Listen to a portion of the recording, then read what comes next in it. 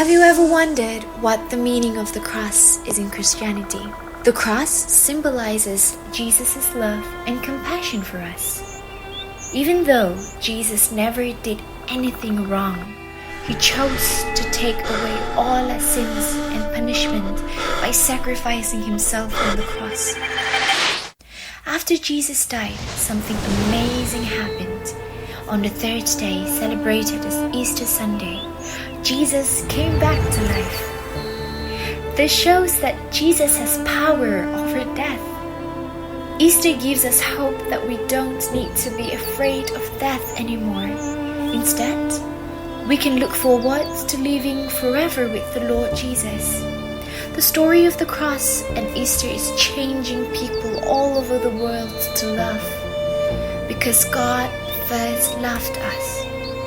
Will you believe God's love and hope for you, allowing it to transform your life today?